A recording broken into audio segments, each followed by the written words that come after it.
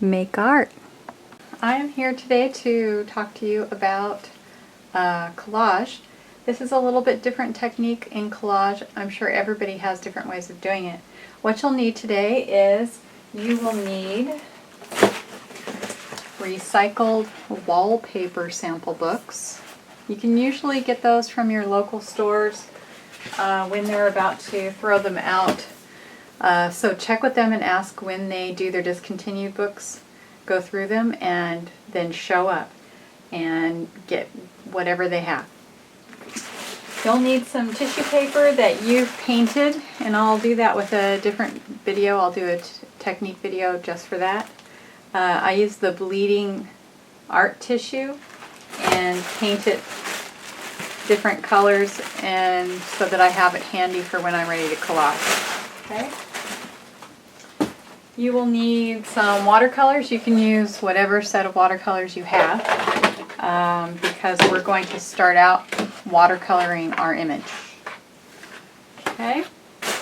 Then I usually keep a scrap bag of gift wrap.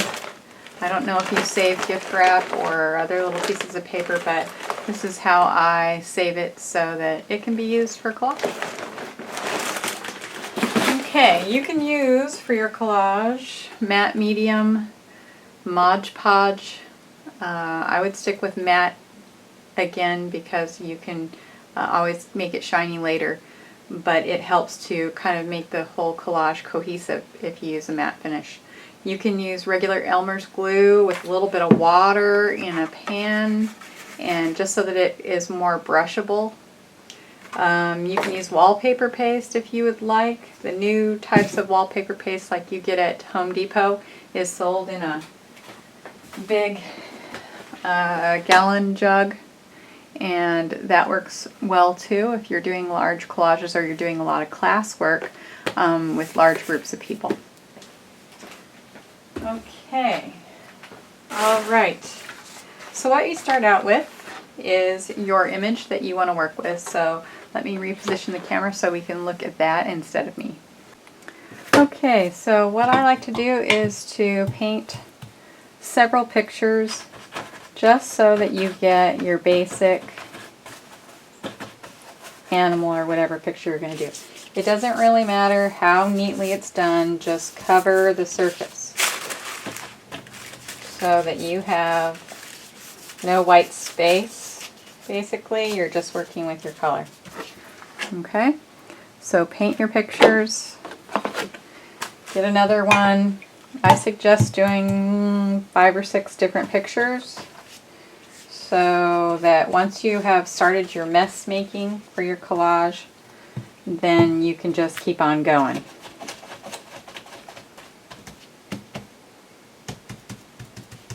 Okay. Okay, so we got that all done. Have your basic plan.